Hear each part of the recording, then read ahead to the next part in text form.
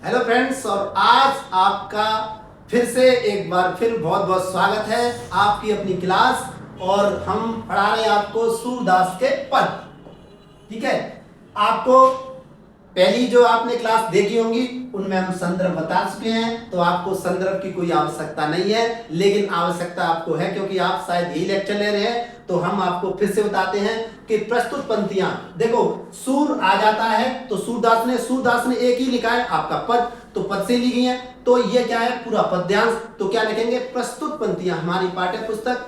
ठीक है, पाठ्य पुस्तक ये क्या है, काव्य। तो काव्य संकलन के पद से ली गई है और इसके कवि कौन है, इसके कवि है सूरदास। तो ये तो हो गया आपका पहला प्रश्न।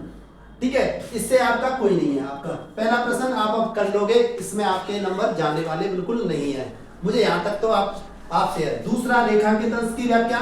तो मैं आपको ये भी बता चुका हूं, रेखांकित यहां भी आ सकता है, रेखांकित यहां भी कर सकता है, कहीं भी कर सकता है। आपको पूरे की आपकी व्याख्या आनी चाहिए और इसके आनी चाहिए और आप करोगे। ठीक है, आप क्लास लेने के बाद पूरी व्याख्या का करोगे।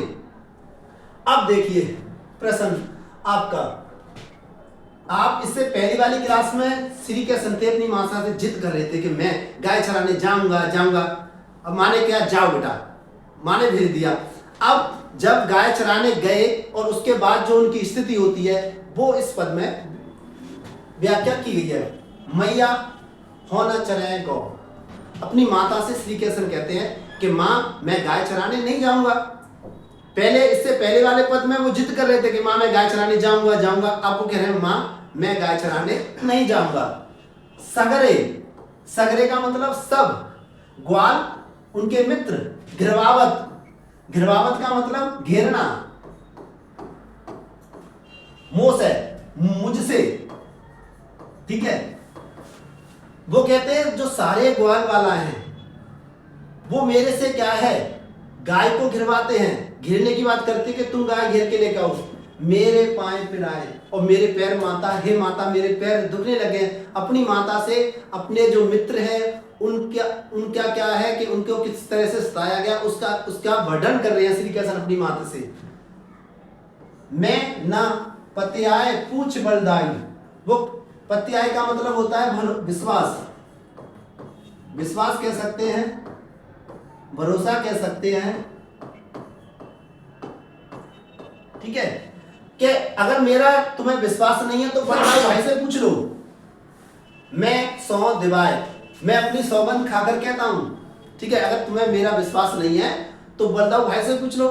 ठीक है सुन मां जसोदा ग्वालिन, इतनी बात सुनकर श्री कृष्ण की मां, इतनी बात सुनकर श्री कृष्ण की मां गारी देत रिस्याय का मतलब होता है चिढ़कर, गुस्सा होकर, क्रोधित होकर उनकी मां गाली देने लगती हैं।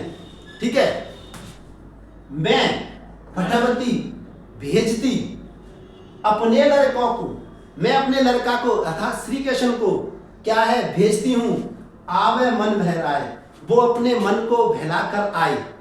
ठीक है, सूर श्याम मेरो अति बालक, और उनकी माता सूरदास कहते हैं कि उनकी माता कहती है कि मेरा जो पुत्र है वो बहुत अभी छोटा है, मारा तेरे जाए, और तुम क्या है उस पर गाय गिरवाते हो। तो प्रस्तुत पंक्तियों में आपकी ये व्याख्या आपकी यहाँ पर होती है। अब प्रश्नों पर थोड़ी एक नजर डालते हैं। रेखांकित अंश की व्याख्या कीजिए।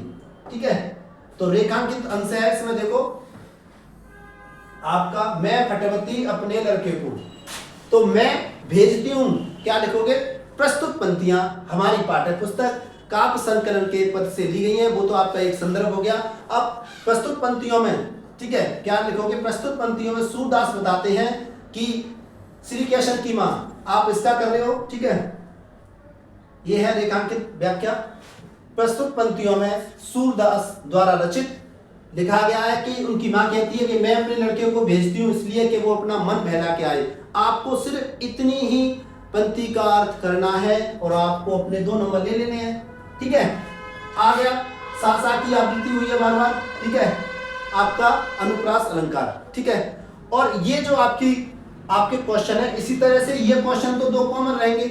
आपका कहीं से भी आए, चाहे बिहारी से आए, चाहे महादेव वर्मा से आए, कहीं से भी आए, आपके ये क्वेश्चन 2 रहेंगे। यहाँ पर एक क्वेश्चन परिवर्तन होता है और जरूरी नहीं है कि हमारा समास ही पूछा जाए, सॉरी अलंकार ही पूछा जाए, ये पूछ लेता है, पूछ लिया जाएगा कि प्रस्तुत पंक्तियों में या पद्यांश में या पंक्ति में, ठीक है, श्री कृष्ण अपनी माँ को क्या बता रहे हैं, तो बता रहे हैं कि माँ मैं गाय चराने नहीं जाऊंगा, ठीक है। अगली क्लास में आपका सूरदास का एक और आपके मिलते हैं, ठीक है, और आप बिना कहे सब कुछ कर रहे हैं, बहुत बहुत धन्यवाद। आगे और क्लास आपको मिलती रहेंगी, सूरदास के अगले पद में मिलते हैं।